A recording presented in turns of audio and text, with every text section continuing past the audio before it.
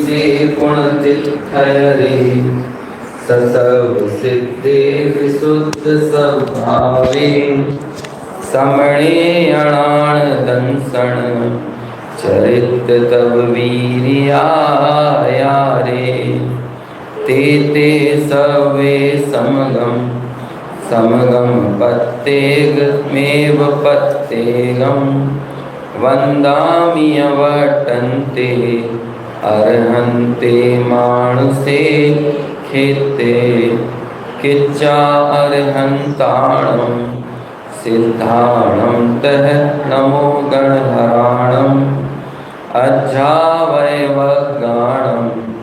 सावुणं चैव सवेसिं ते सिं विशुद्धदंसण लाण पहाणा समं समासेज ओ संपयामि सम्मं जत्तो निर्वाण संपत्ति ओ संपयामि सम्मं जत्तो निर्वाण संपत्ति।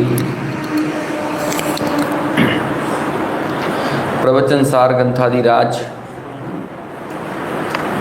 शुद्धोपयोग अधिकार में स्वतंत्रता की उद्घोषणा करने वाली गाथा क्रमांक 16 पर हमने चर्चा शुरू की है।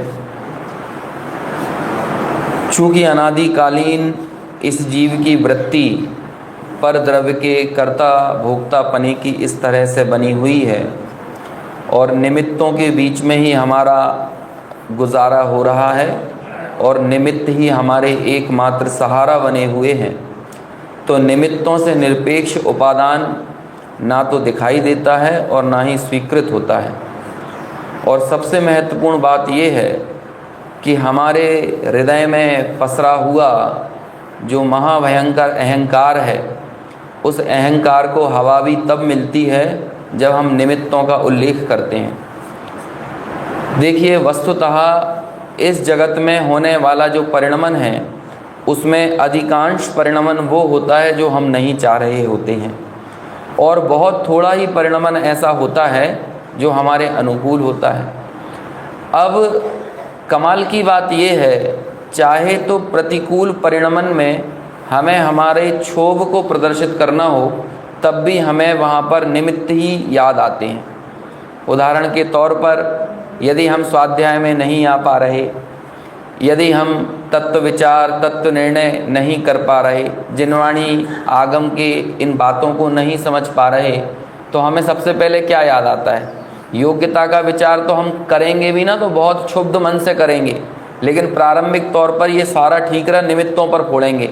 अरे साहब, घर में प्रतिकूलता इतनी है, पत्नी ऐसी है, बच्चे ऐसे हैं, व्यवसाय फलाना चल रहा है, फलाना फलाना ठिकाना जो भी है, कुल मिलाकर हमें याद आएगा। और जब आखिर में कोई भी नहीं बचता ना, तो कर्म याद आ जाते हैं, है ना, कि किसी पर ठीकरा फोड़ने को नहीं मिल रहा, तो अब देखो किसी और के ऊपर यदि हम ठीकरा फोड़ेंगे तो वो तो आ जाएगा शिकायत करने कि भैया तुमने हमारा दोष क्यों दिया।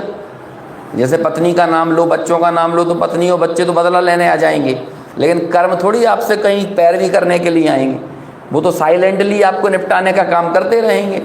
तो इसलिए कर्म हमें सबसे नज़दीकी वो एक स्थल दिखाई देते हैं जिनके जिम्मे हम सारा का सारा अपने विकार का ठीकरा फोड़कर निवृत्त हो जाना चाहते हैं।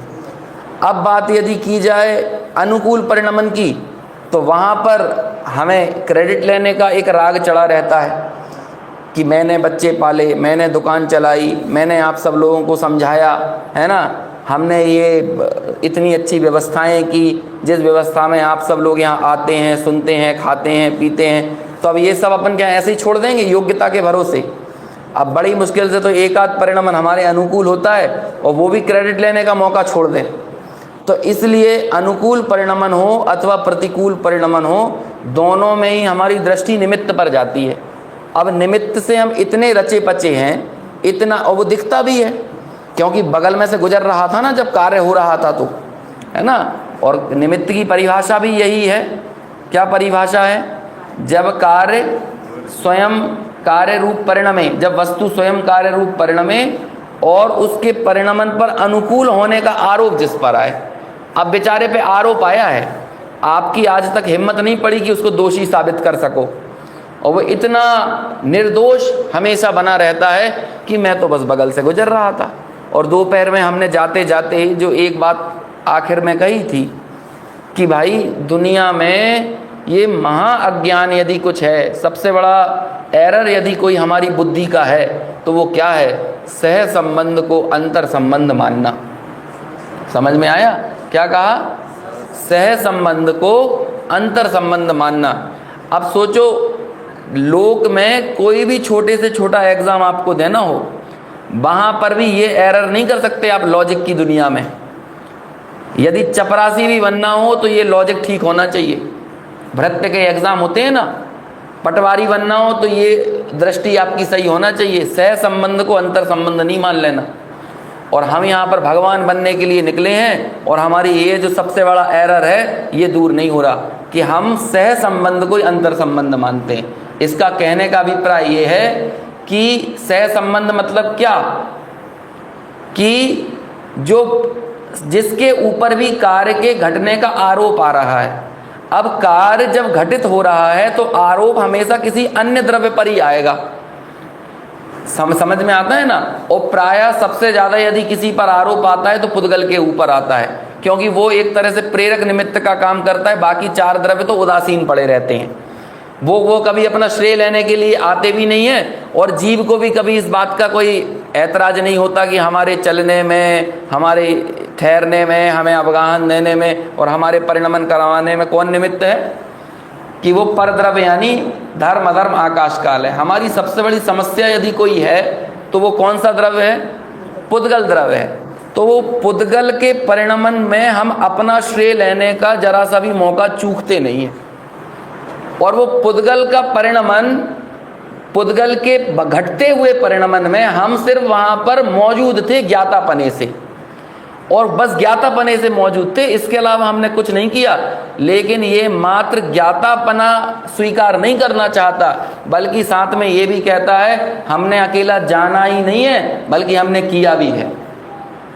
और कमाल की बात है, जब ये जानने की बात भी करेगा ना तो कर्तृत्व के अहंकार से भरकर करेगा। जानने की बात भी सहजता से स्वीकार नहीं करेगा। जैसे एक उदाहरण के तौर पर आपने एक लाइन सुनी होगी मार्दव धर्म के प्रकरण में, मान करण को कौन ठिकाना। पढ़िए, ये एक छोटी सी लाइन में पंडित जी साहब बहुत बड़ी बात कर देते हैं। कहते हैं कि तुम मार्दव को स्वीकार नहीं करते और अपना पूरा जीवन अहंकार में ही बिता देना चाहते हो। तुम्हें पता भी है इस मान का कोई ठौर ठिकाना नहीं है, कोई सिर पैर नहीं है, कोई आवास स्थल नहीं है कि आप किसी एक जगह जाकर ढूंढ के आ जाओ कि यहाँ मान मिलेगा। ये मान तो चप्पे चप्पे में पसरा हुआ है, और तुम्हारे अज्ञान की प्रत्येक पर्याय में अहंकार पड़ा हुआ है। अब देखो, जैसे उदाहरण के तौर पे आपके बम्बई में वो सी लिंक बना, अब तो एक और कोई बन गया ना, और भी अच्छा, मतलब और भी कोई मैजिकल टाइप का कोई काम हो गया है। तो अभी उसको, अब प्रश्न पूछो कि इस सी लिंक को बनाने वाला कौन, क्या नाम है उसका, बांद्रा बरली क्या नाम है ना, जो भी है, तो इसको बनाने वाला कौन? अब उसका एक कर्ता बताओ आप कौन है?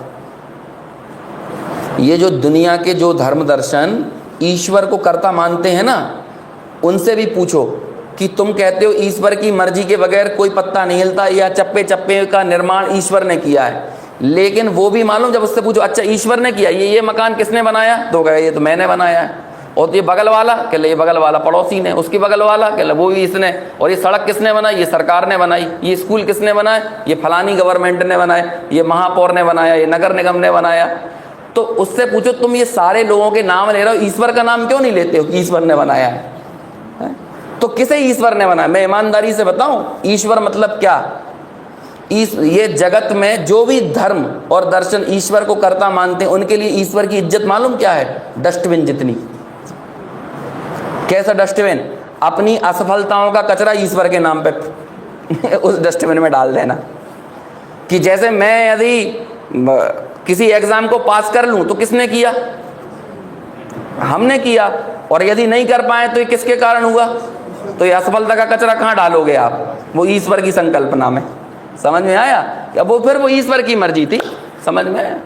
देखो, अहंकार दो तरह से निवास करता है। सफल लोगों का अहंकार दंभ कहलाता है और असफल लोगों का अहंकार क्षोभ कहलाता है। जो आदमी सफल हो जाता है वो कहता है मैंने किया, मैं ही करने वाला हूँ, मेरे अलावा कोई नहीं कर सकता। और जो नहीं कर पाता वो कहता है हमें मौका नहीं मिला, या वो ऐसा ही होना था, फलाना हो गया, ढिकाना हो गया, ईश्वर की मर्जी थी, नियति की को ये मंजूर था। ये नियति और ईश्वर भी याद कमाने लगे और क्षोभ की भाषा में, क्षोभ की भाषा में। समझ में आया कि नहीं? तो अब ये जो कहते हैं ना कि ईश्वर ने किया, ईश्वर ने किया, जब उनसे भी पूछो तो वो भी नहीं बता पाते ईश्वर ने क्या किया। वो ले देकर ईश्वर ने क्या किया, जो वो चाहते थे और उनकी मर्जी के अनुकूल जो काम नहीं हुआ वो किसने किया है, वो ईश्वर ने किया। और जो मर्जी के अनुसार हो गया वो किसने किया, वो तो हमने ही किया है।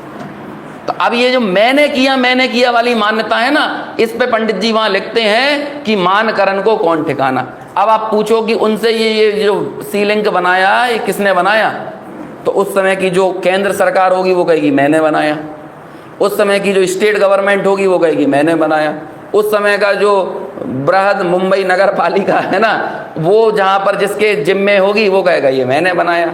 उसका जिस नक्शे को डिजाइन बनाने वाला का जो इंजीनियर होगा, आर्किटेक्ट होगा, जो भी होगा, वो कहेंगे ये हमने बनाया। और वहाँ पर वो तगाड़ी उठाकर, तसला तगाड़ी क्या बोलते हैं, वो ले जाकर जो 2-4 ईंट सरका के आया होगा ना मजदूर, वो भी ये कहेगा ये मैंने बनाया। और जो आप में से किसी ने भी वहाँ कुछ नहीं किया होगा, आप मालूम क्या कहोगे, हमारे सामने बना।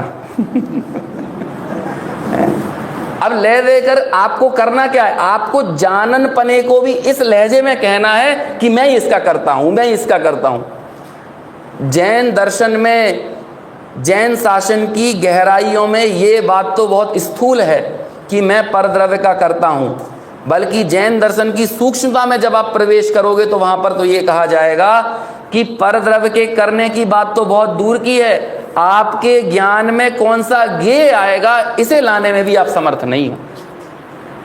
समझ में आया? मैं अगले समय किसी द्रव्य का परिणमन करूं ये तो बहुत दूर की बात है, अगले समय की ज्ञान की पर्याय में जो ज्ञेय आएगा वो भी नक्की है। और ऐसे अनंत काल तक प्रवाहमान पने से बहने वाले ज्ञान की पर्यायों में किस ज्ञान की पर्याय में कौन सा ज्ञेय आएगा वो अभी से नक्की है और अनंत काल पहले से नक्की है। ये उसका उत्पाद क्षण, जो पर्याय का उत्पाद क्षण है, वो पर्याय का उत्पाद क्षण कौन लेकर आया, वो पर्याय खुद लेकर आई। इससे ज्यादा और स्वतंत्रता क्या। यदि आप किसी और के ऊपर आरोप लगाओगे तो बहुत समस्या खड़ी होने वाली है, बहुत इफ एंड बट लगेंगे। मुझे नहीं मालूम कि मैं जो कहना चाह रहा हूं वो कह पा रहा हूं कि नहीं, और आप समझ पा रहे हैं कि नहीं, लेकिन आप इस बात को मानो कि यदि आप किसी अमुक पर्याय का कर्ता, अमुक पर्याय के सटकारक, अमुक पर्याय में नहीं मानोगे और आप किसी और को उसका कर्ता बनाने की चेष्टा करोगे, इतने इफ बट लगने वाले हैं कि उनका कोई अंत नहीं है। और फिर वहां पर तो जैन शासन में अपने आप में विरोध खड़ा हो जाएगा। इसलिए सबसे बड़ी स्वतंत्रता की उद्घोषणा क्या है, स्वाधीनता का मार्ग क्या है, तो स्वाधीनता का शंखनाद यही है कि यदि आप विकार के पर्याय की बात करोगे तो वो कहेगा इसका कर्ता कौन, तो विकार की पर्याय खुद। क्यों? क्योंकि द्रव्य के ऊपर भी आरोप नहीं लगा सकते। क्यों नहीं लगा? क्योंकि द्रव्य तो सदाकाल निष्क्रिय है ना। यदि हम उसको 49वीं गाथा की टीका जहां जाकर पूर्ण होती है तो उसमें क्या सिद्ध किया है, अरे वहां तो यही कह रहे हैं ना कि क्षणिक व्यक्ति मात्र नहीं है। यदि आप उस पर्याय का कर्ता उस द्रव्य को कह दोगे तो द्रव्य तो शाश्वत शुद्ध है, तो अब जो विकार पैदा हुआ वो क्या शुद्ध द्रव्य के कारण हुआ है? गुरुदेव ने इसका बहुत अच्छा खुलासा किया है। देखो मैं आपको कुछ एक एग्जाम्पल देता हूं। अच्छा, उससे पहले अभी तक हम 3 चर्चाएं कर चुके हैं और ये गाथा पढ़ने का प्रोटोकॉल पूरा नहीं किया है ना। तो एक बार मिलके पहले ये गाथा पढ़ते हैं और फिर उसके बाद गुरुदेव के कुछ बिंदुओं को देखते हैं। उन्होंने तो एक एक पॉइंट पर बहुत अच्छी चर्चा की, 6 ही कारकों पर, लेकिन हम जो थोड़ा बहुत अंश यहाँ पर ले पाएंगे, एक समझ लो कि सैंपल के तौर पर, उतनी ही यहाँ पर बात करेंगे। देखो पहले गाथा पढ़ते हैं। तहसो लद्ध सहावो सब वर्णु सब लोग पदि महि दो,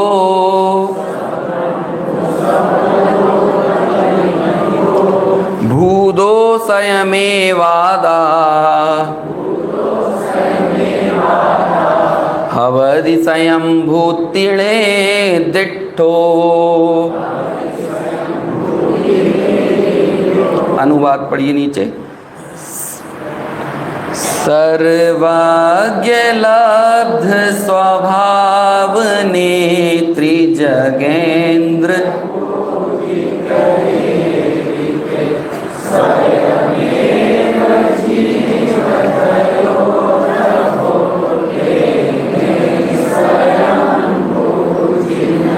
देखो वैसे तो यहाँ कहा कि जब आप पिछली गाथा से जोड़ना, यहाँ पर पिछली गाथा में कहा था ना, शुद्धोपयोग के प्रसाद से क्या हो जाता है, आत्म स्वभाव प्रकट होता है, मतलब केवल ज्ञान हो जाता है।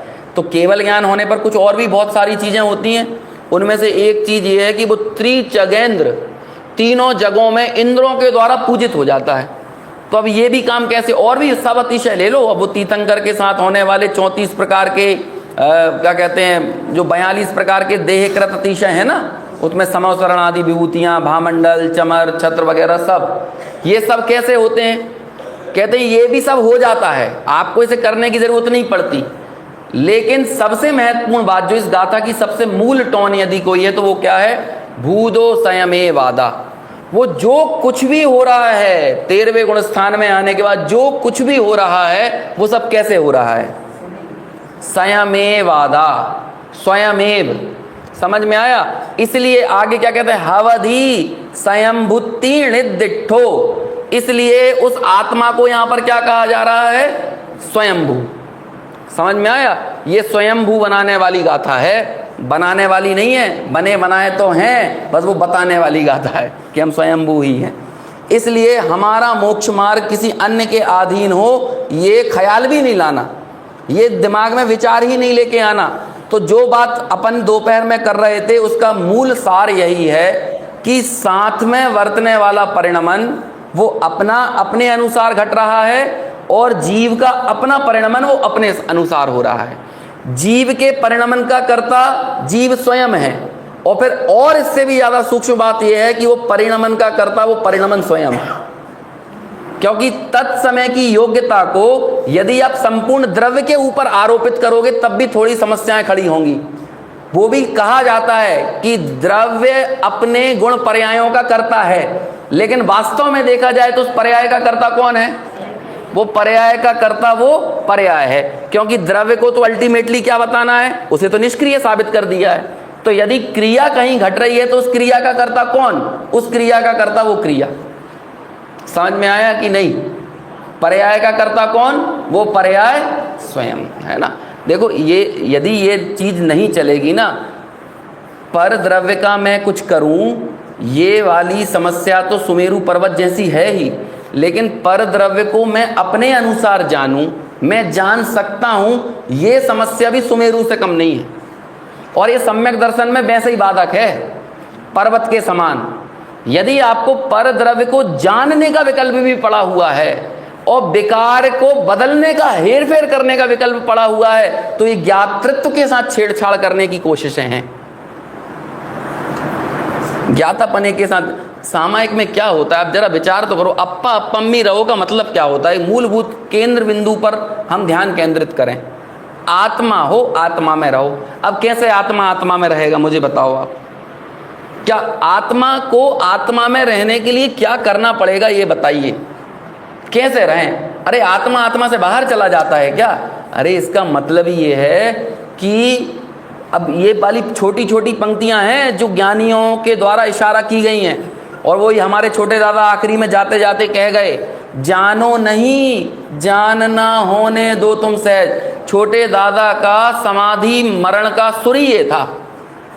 जो समाधि शतक लिखा ना, वो क्या कहते हैं, क्या नाम है उसका उसके आखिर में वो क्या कहते थे, देखो एक उदाहरण देते थे वो, समाधि मतलब क्या। तो वो एक बुंदेलखंड में कहावत चलती, ढूंगो ढूंगो बोलते हैं, मतलब कोई लड़की का नाम ढूंगो है ना। बुंदेलखंडी में ऐसे ही नाम रहते हैं, वो ढूंगो नाम रख दिया किसी का, ढूंगो। तो उससे पूछा, क्यों ढूंगो, तुम ससुराल जाओगी, तो कहेंगे हाओ। और फिर पूछा, क्यों ढूंगो, मायके जाओगी, कि हाओ। और क्यों ढूंगो, बाजार जाओगी, कि हाओ। समझ में आया। अब इस सब में वो ढूंगो क्या कह रही है, हाँ ठीक है। अब ऐसे ये जानने होने दो तुम सहज, यदि तुम आत्मा हो और आत्मा आत्मा में ही रहे, इस बात को यदि स्वीकार करना है तो क्या फर्क पड़ता है कि क्यों हे आत्मा, हे चेतना, तुम मिथ्या दृष्टि रहोगे। अब बड़ी समस्या खड़ी हो जाएगी, मालूम, समस्या बहुत खड़ी होने वाली है। मैं भी आपको एक एग्जाम्पल पढ़वाऊंगा। अभी जब गुरुदेव पूरे रस में अपने इस अकर तत्व के भाव से भरकर जब ये चर्चा कर रहे थे, तो मालूम एक व्यक्ति क्या प्रश्न करता है नीचे से, अब जो भी थे, अब अपन तो जानते नहीं है, है ना, नीचे से प्रश्न करता है, पानी में यदि कीड़ा गिर जाए तो निकालना कि नहीं। अब उससे पहले गुरुदेव बहुत आगे बढ़कर बात कर गए थे। 1 मिनट 175 नंबर का पेज निकालो जरा, वो प्रवचन सुधा का, मैं आपको पढ़वा ही देता हूँ। ये वाली जो चर्चा है ना, आपने कई बार सुनी होगी। अपने पंडित जी हेमचंद जी साहब सुनाते थे। हेमचंद जी साहब सुनाते थे कि जब पहली बार वो पहुंचे सोनगढ़ तो उनका दिमाग घूम गया। इंजीनियरिंग पढ़कर गए थे और वहां जाकर बोलते हैं कि गाड़ी जो है वो पेट्रोल से नहीं चलती। अब यहाँ इंजीनियरिंग में यही सब पढ़ रहे थे कि मैकेनिज्म कैसे काम करता है, कैसे तकनीक काम करती है, कैसे क्या करता है, और वहां पहुंचे तो सीधी ये उल्टी बात सुनने को मिल गई। अभी देखो उल्टी बातें जो दुनिया कह रही है ना, जैसे उल्टी बात, अभी वो सुनो जरा क्या क्या कहते हैं। निकला 175 पेज, देखो मैं पढ़ता हूँ यहाँ पे, आप अपनी सगी आंखों से पढ़ो। कहाँ गया 170, मैं अपने में निकाल दूँ ना, तभी तो आप उसे मेरे अनुसार पढ़ोगे।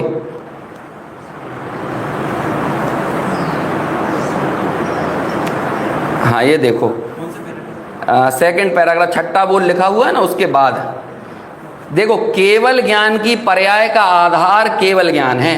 मिल गया? हाँ देखो, अब इसके बाद में पढ़ना, अभी देखना गुरुदेव जब अपने फ्लो में आ जाते थे तो कैसे फिर सारी जगत की जितनी नैमित्तिक और कर्तृत्व संबंधी मान्यताएं थी उन सबका कैसे बिल्कुल निचोड़ के फेंक देते थे उनको एकदम बाहर। किसी कर्म के अभाव के आधार से केवल ज्ञान हुआ है, ऐसा है नहीं। अभी तक चलो ठीक है, जब तक धर्म की बात चल रही है तब तक तो स्वीकार होती है। अभी आगे बढ़ो।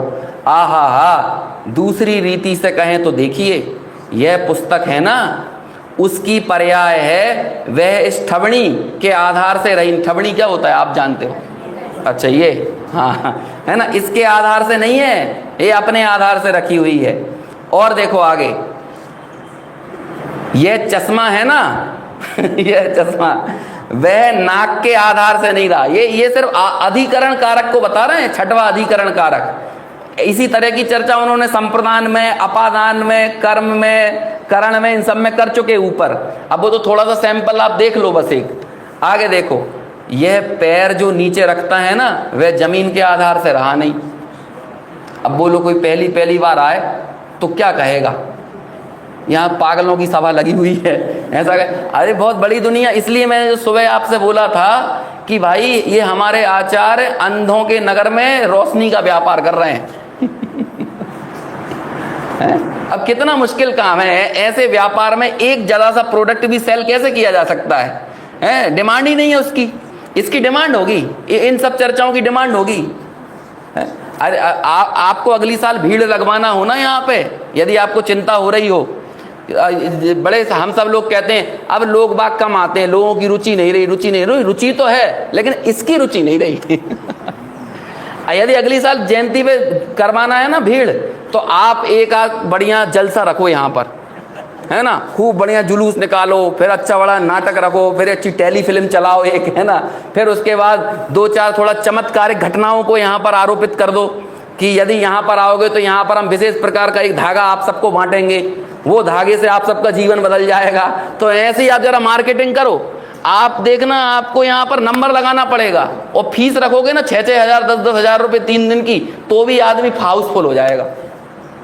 रुचि नहीं रही, इसकी रुचि नहीं रही, क्योंकि कौन सुने ये सब बातें, कौन सुने? अभी यहाँ पर गाना बजा दो, डांस करवाओ, तो बगल से गुजरने वाला भी नाचने आ जाएगा। फिर बाद में गाना बंद हो जाएगा ना, जनरेटर की आवाज पे ही नाच लेगा वो। उसे क्या, यहाँ नाचने गाने करने धरने का इतना रस पड़ा हुआ है कि ज्ञातृत्व स्वीकार नहीं होता है, इसलिए कुछ ना कुछ जलवा लगाना पड़ता है। हमने सबसे ज्यादा यदि मटिया मैट मिट्टी पलीत किसी की है तो वो ज्ञान की है। हमें अपना ज्ञान 100 बिल्कुल कतई जरूरी नहीं लगता है। लोक में कहा जाता है जान है तो जहान है, सच्ची बात नहीं है, वास्तव में ज्ञान है तो जहान है। हमने ज्ञेयों की इतनी कद्र की, कि जिसमें वो गे झलकते हैं, हमें वो ज्ञान की बिल्कुल वैल्यू नहीं रह गई है। आप एक बार विचार तो करो, यदि किसी इंसान से कहा जाए कि हम तुमको वर्ल्ड टूर पर लेकर चलते हैं, अराउंड द वर्ल्ड 80 डेज, चलो घुमा के लाते हैं, लेकिन सुनो जाने से पहले दोनों आंखें फोड़ देंगे। बोलो ऐसी दुनिया किसको घूमना है? किसको घूमना है? हम दो आंखों की कीमत पर दुनिया नहीं देखना चाहते हैं, लेकिन जिसके कारण हमारी सत्ता है ना, इस ज्ञान का लोप कर कर पूरा विश्व चाहते हैं, पूरा बाकी पूरा विश्व चाहिए। भैया ज्ञान है तो जहान है, इसलिए ये ज्ञान की बात सुहाती नहीं है, ये रुचती नहीं है, रचती पचती नहीं है, स्वीकार नहीं होती, उपादान की बात हमें एक्सेप्ट नहीं है। निमित्त की चर्चा चालू कर दो तो देखना कितना ज़्यादा जोश छा जाएगा लोगों के अंदर। देखो आगे सुनो और क्या कहते हैं, जमीन के आधार से चलता भी नहीं, अरे रे ऐसी बातें, इस पैर का जमीन को स्पर्श भी नहीं हुआ, क्योंकि एक दूसरे में अभाव है तो स्पर्श कैसे करे। आहा हा, ऐसा वीतराग मार्ग सुनने को मिलता नहीं। अच्छा ईमानदारी से बताओ, आज किसी भी व्यक्ति की कीमत उसके सद्भाव में नहीं होती है। आप उसको अभाव महसूस करके देखो। यदि पिछले 100-125 सालों में ऐसी बातों को कोई बताने और सुनाने वाला नहीं होता, तो जो आज तो जुगनू की तरह जो थोड़ी बहुत चर्चाएं चल रही हैं, ये कौन कर रहा होता?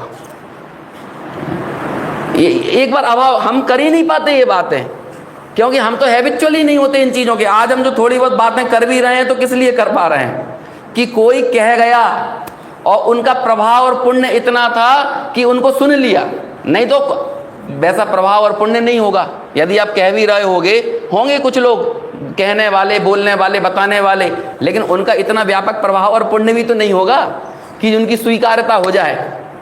तो आज उन्होंने ये कह दिया और डंके की चोट पे कह दिया, बिना लिहाज के कहा। अभी मैं यहाँ कहीं बोलता हूँ, जैसे आप लोगों के बीच में तो मैं ये सब बोल भी रहा हूँ, नहीं तो अधिकांश कई जगह जाता हूँ तो ये चर्चा ही नहीं छेड़ते ये अभी भी नहीं छेड़ते, क्योंकि हमारे अंदर इतना कलेजा ही नहीं है।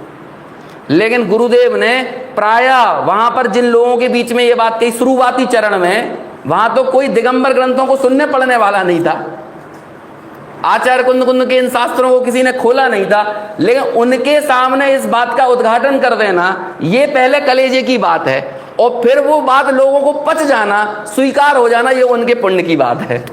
तो ना तो इतना हमारा कलेजा है और ना इतना पुण्य है।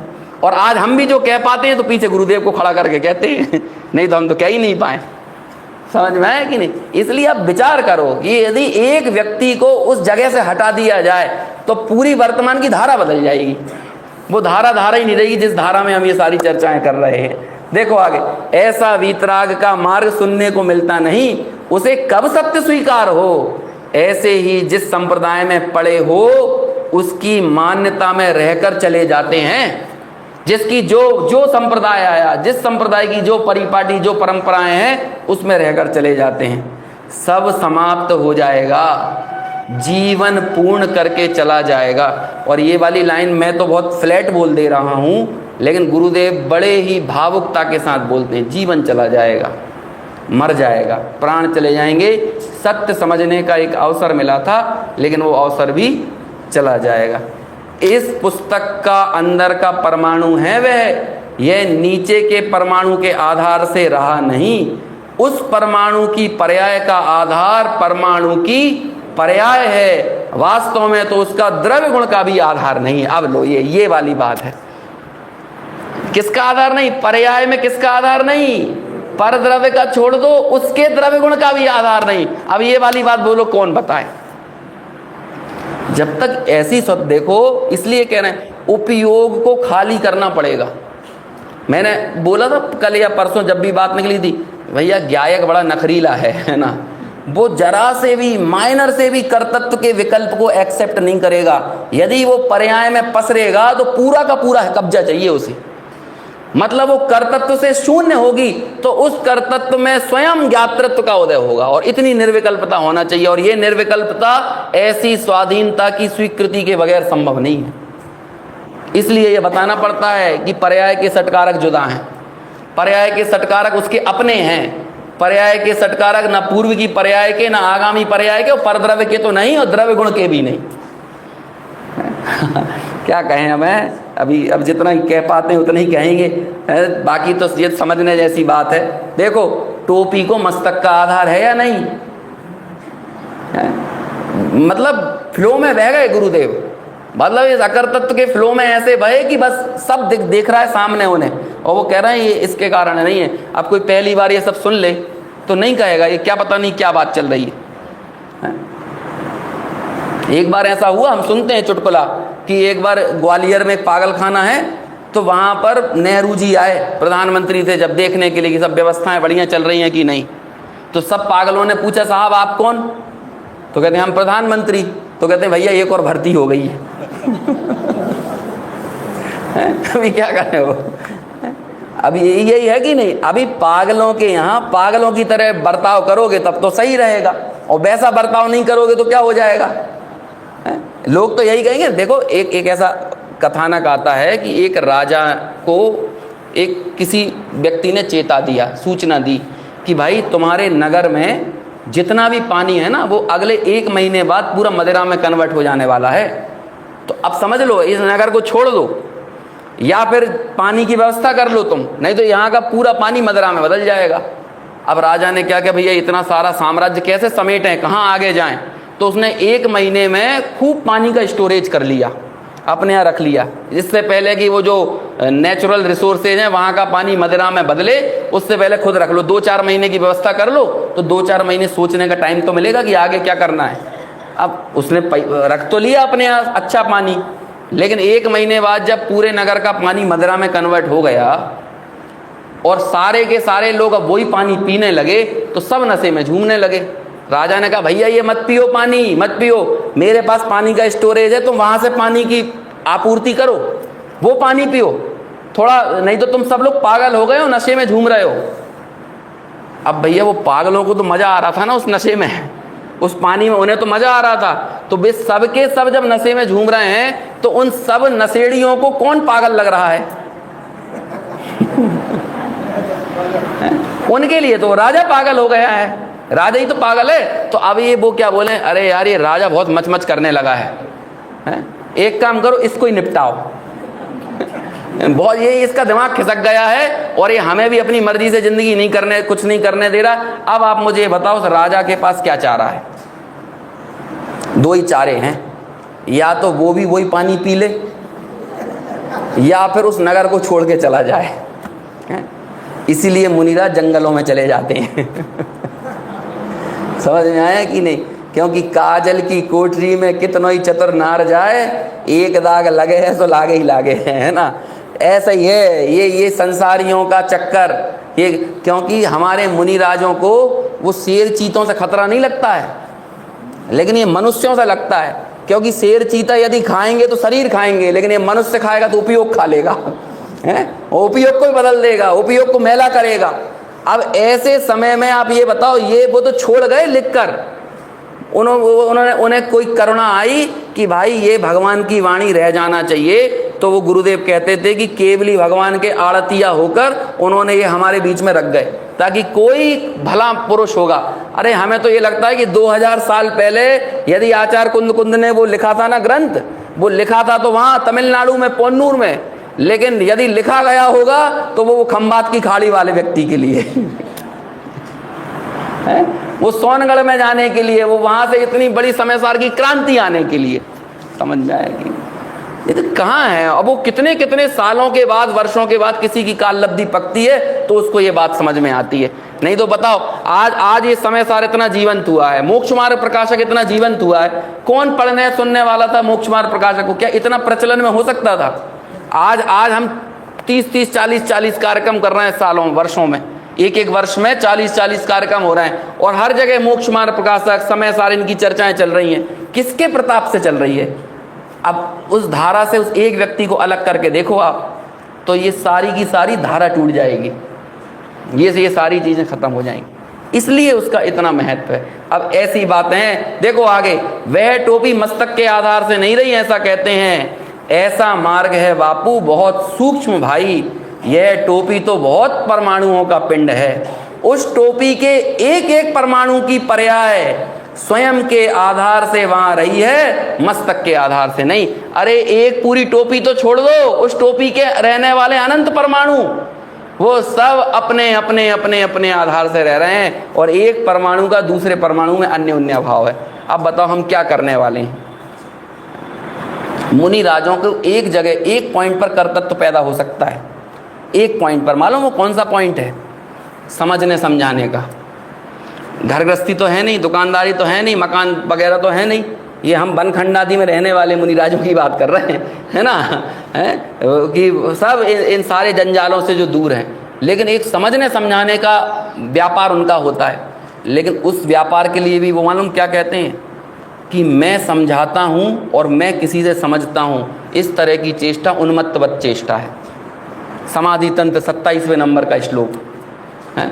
मैं किसी को समझाऊं, मैं किसी से समझूं, मैं किसी को समझा सकता हूं, मुझे कोई समझा सकता है, मतलब मेरी ज्ञान की पर्याय कोई और कर सकता है, और मैं किसी और के ज्ञान की पर्याय में परिवर्तन कर सकता हूं, ये मेरे बस की बात नहीं है। कई बार तो मालूम, जब जिस समय हम आपको अपनी वाणी से कुछ बात जो मैं कहना चाहूँ वो कह दूँ और आपको वो बात वैसी समझ में आए, इस बात से मेरी चेतना जागृत नहीं होती। लेकिन मेरी चेतना मालूम कब जागृत होती है? कि मैंने कहना तो कुछ चाहूँ और कह ना पाऊँ।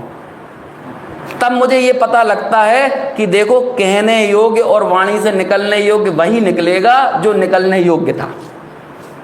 और जब मेरी वाणी से जो मेरे ना चाहने के बाद भी निकल रहा है, ये जैसे स्वतंत्र है, ऐसे ही जो मेरे चाहने से निकल रहा है वो निकलने वाला भी स्वतंत्र है। ज्ञान की पर्याय उस वाणी के कार्य की करता नहीं है। इतने स्वतंत्रता की बात है ये। अब लेकिन क्यों ये दोनों साथ साथ दिखते हैं? तो टोडरमल जी ने एक लाइन कही है, बस एक लाइन, निमित्त नैमित्तिक संबंध बहुत घने हैं। अब ये इतने घने हैं कि वो निमित्त नैमित्तिक संबंधों की सघनता हमें ऐसी लगती है कि ये कर्ता कर्म है, मैं ही इसका करने वाला हूँ, मेरा सुधार बिगाड़ परद्रव्य से और परद्रव्य का सुधार बिगाड़ मुझसे। लेकिन यहाँ तो कहते हैं प्रत्येक पर्याय पर्याय पर्याय एकदम स्वतंत्र है। 181 नंबर का पेज निकालो इसी श्रृंखला में, क्योंकि यहाँ तो ये बहुत अच्छा है, पढ़ते चले जाओ तो लगता है कि कहाँ छोड़े और क्या नहीं छोड़े, है ना। 181 इसी में अगले व्याख्यान में भी फिर ऐसे ही कहते हैं। लोग कहते हैं आपसे तो हमें सब बात समझ में आती है, आप तो हमें समझा रहे हो, आपका उदय नहीं हुआ होता, गुरुदेव से कहते हैं लोग, आप यदि नहीं आए होते तो हमें ये सब कौन समझाता। लेकिन देखो कैसी निष्प्रयता। मैं आपको सही बताऊं, 2019 में जब यहाँ पे मैं आया था दादा के साथ, इसी प्रसंग में गुरुदेव की जयंती पर, छोटे दादा थे उस टाइम पे, तो उस समय दादा ने एक बात कही थी, एक बार बाद में भी कही। गुरुदेव की जयंती पे अक्सर वो बात कहते थे। दादा कहते थे हजारों की भीड़ में, जो गुरुदेव श्री की व्याख्यान पद्धति के बारे में, हजारों की भीड़ में हजारों का नहीं, एक अपने आप का अनुभवन करते हुए हमने गुरुदेव को हजारों बार देखा है। हजार लोग बैठे हुए हैं लेकिन हजारों का नहीं। यह जब जो लोग बीच बीच में कर देते थे ना, थोड़ी उंगली करते थे, हैं, अरे आप नहीं होगे तो कौन समझाएगा, तो थोड़ा बहुत तो श्रेय ले लेना चाहिए कि हाँ मैंने तुम्हें समझा दिया, मैंने समझा दिया, हैं। कहते क्या क्या पागलपन की बात कर, अरे रे, अंदर से एकदम आवाज़ निकलती थी, अरे कहाँ कौन किसको समझाए भाई, कौन किससे समझे, कौन कौन सा शिविर लगाए, कौन से शिविर से हम लोगों की परिणति बदल दें, कौन के परिणाम बदल दें, पूरे देश में जिन शासन को फैला दें। ये इस तरह के भाव चलते हैं कि नहीं? और इन विकल्पों में हमारा सत्यानाश होता चला जाता है। कई जगह देखता हूं मैं जाकर, लोगों को इस बात की बड़ी चिंता रहती है, अब इन मंदिरों का क्या होगा, इन विद्यालयों का क्या होगा, इन संस्थानों का क्या होगा, जिनवाणी का क्या होगा, यही चिंता में लगे हुए हैं। अरे भाई, तू इस चिंता में पड़ा रहकर तू स्वयं देवगुरु शास्त्र का सदुपयोग नहीं करेगा तो तेरा क्या होगा ये सोच। जिनवाणी का क्या होगा, इसका क्या, उसका, इससे क्या फर्क पड़ने वाला है? समझ में आया? देखो इस पे क्या कहते हैं आखिर में, बस समय भी अपना हो गया, बस ये पढ़ देता हूं मैं, कहाँ गया ये, देखो इस समय तो यह, देखो ये लिखा ना, आहा, पहले ही पैराग्राफ में, इस समय तो यह देश की सेवा करो, निकल गया 181 पे शुरू में ही है, इस समय तो यह से मिल गया। हाँ हाँ, बस यही, इस समय तो यह देश की सेवा करो, यह करो, पर की मदद करो, दूसरे को आहार दो, पानी दो, मदद करो, ऐसा उपदेश दिया जाता है। सब जगह यही तो धर्म माना गया है। लोग कहते हैं तुम बड़े बड़े द्रव्य गुण पर्याय की भिन्नता की बात करते हो, तुम्हारे अंदर मानवीयता ही नहीं है। गुरुदेव कहते थे भैया विचार तो कर, तू कर भी सकता है, किसी को पानी पिला भी सकता है, किसी को भोजन करा भी सकता है। नहीं तो अनेकों लोगों का हम भला करना चाहते हैं, उसके उदय में नहीं होगा तो वो निकल जाता है, आप कुछ नहीं कर पाते उसका। ये ऐसी स्वतंत्रता है ये। लेकिन हम अब जबरदस्ती कर्तृत्व के अहंकार में पड़े हुए हैं। क्या है यह है? हा भाई, वह तेरे स्वभाव में नहीं। कहीं ये समझ में आया, एक दूसरे के साथ सहयोग करो, एक दूसरे को साथ में रखो। अरे प्रभु क्या करता है तू यह? आहा, तेरी और उनकी परिणति भी स्वयं से स्वतंत्र होती है, और तू कहता है कि मैं इसको सुखी कर दूं, धर्म की प्राप्ति करा दूं। आहा, अब भगवान रहने दे, ये विद्यालय बनाए, ये शिविर चलाए। अरे प्रभु क्या है भाई? सूक्ष्म बात है भाई। सामने वाले की जो ज्ञान की या उसकी समझने की परिणति होती है, उस परिणति का कर्ता कर्म कौन? उसकी परिणति है। वो द्रव्य भी नहीं बोल रहे, उसकी परिणति है। उसे दूसरा समझाता है इसलिए वहां ज्ञान की पर्याय हुई है, ऐसा नहीं। उसकी समझने की परिणति से ज्ञान की परिणति के सटकारक को निमित्त वक्ता की अपेक्षा नहीं कि हम तुम्हें कह रहे हैं, हम समझा रहे हैं, ऐसा बिल्कुल नहीं। वैसे तो स्वयं के द्रव्य गुण पर्याय की भी उसे अपेक्षा नहीं। यह कैसी बात है? उपदेशक ऐसा मानता है कि मैं उपदेश देता हूँ और इससे दुनिया धर्म प्राप्त करेगी और समझेगी। प्रभु तुम ये क्या कर रहे हो? कठिन बात है प्रभु। 8वें अधिकार में तो कहा है, मोक्ष मार्ग प्रकाशक में नहीं कहा कि भगवान ने उपकार किया। कोई खुद ही प्रश्न उठाते हैं, ऐसी बात आई ना, भगवान ने उपकार किया। मोक्ष मार्ग प्रकाशक में तो आता है, वह निमित्त की बात है बापू। अभी क्या करें, उपादान को भी समझाने के लिए हमें निमित्त का सहारा लेना पड़ता है। तो इसलिए जिनवाणी में भी जहाँ तहाँ कई कथन निमित्त प्रधान मिलेंगे, लेकिन निमित्त का ज्ञान कराया जाता है, निमित्त कार्य का करता है, ये कहीं पर नहीं कहा जाता। आगे इसमें भी बोलेंगे गुरुदेव, किस पर कौन उपकार करे। जो पर की ज्ञान और संकित की पर्याय उत्पन्न होती है, वह भी उसके सट कारक के कारण उत्पन्न होती है। उसे दूसरा कराए और दूसरे से वह हो, ऐसी अपेक्षा नहीं प्रभु।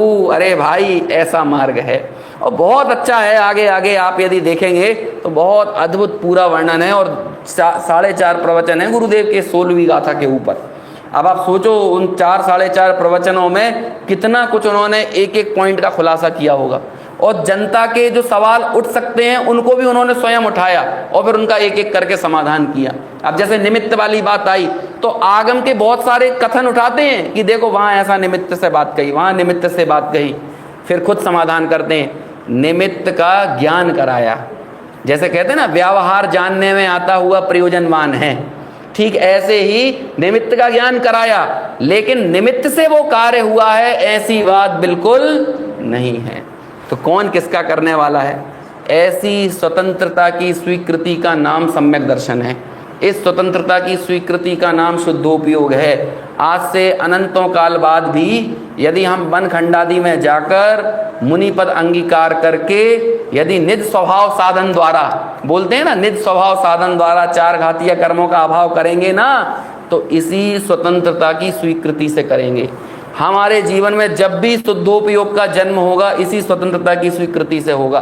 तो इसलिए इस बात को इतना हल्के में मत लेना। ये तो अनंतों केवलियों को शुद्धोपयोग से मिलाने वाला अद्भुत सिद्धांत है, और जिसे आज ये बात ऐसी लगती है कि अरे ये बात तो सब है ना, ये तो निश्चय की बात है, ऐसे बोल देते हैं लोग, ये तो निश्चय की बात है। मतलब निश्चय की बात है मतलब हमारे कुछ काम की नहीं है, ये लोग ऐसा कहते हैं। अरे निश्चय की बात है मतलब वस्तु स्वरूप ऐसा है।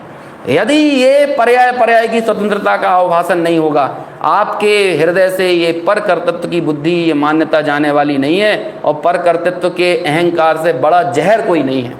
सांप का काटा हुआ तो एक बार मरेगा, लेकिन इस कर्तृत्व के अहंकार से डसा हुआ व्यक्ति अनादिकाल से पर्याय में ठगाया जा रहा है, मर रहा है, और इसे पता नहीं है कैसा मर रहा है?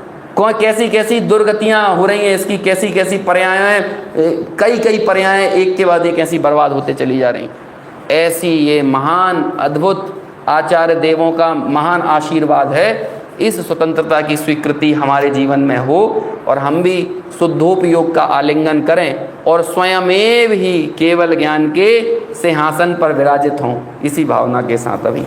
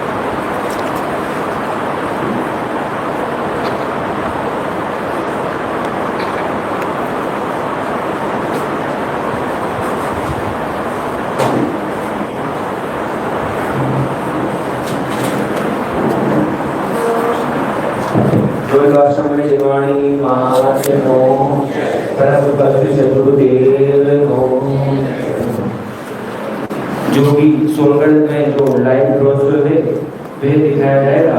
आप सभी से निवेदन है पुनः आप इस तरह का हो जाइए सोनगढ़ का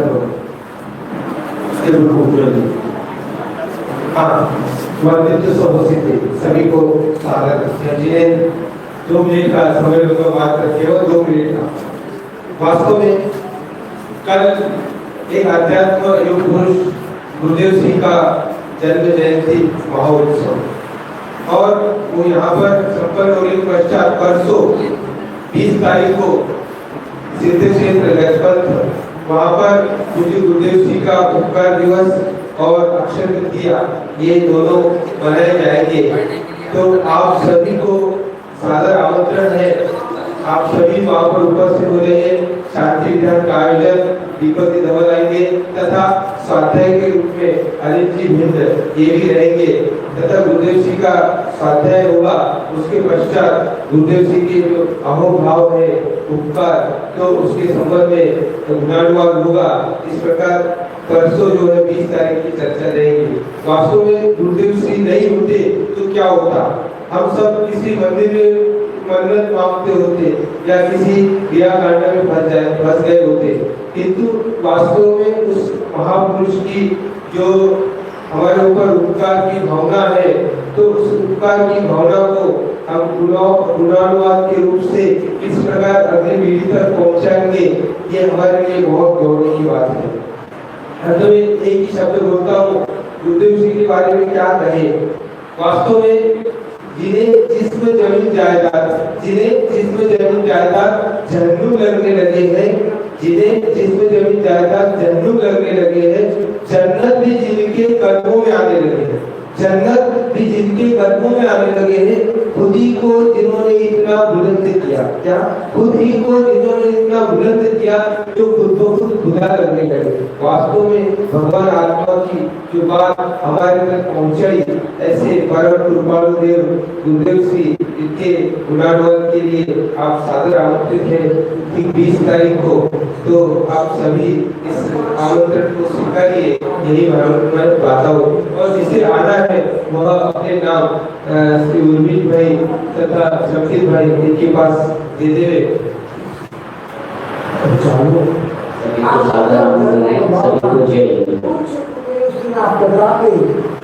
भारतवर्षમાં થઈ આપણે સમર્થ આચાર્ય કોઈ આચાર્યનું જીવન ચરણને સ્મરણ કરી પ્રારંભ કર્યો।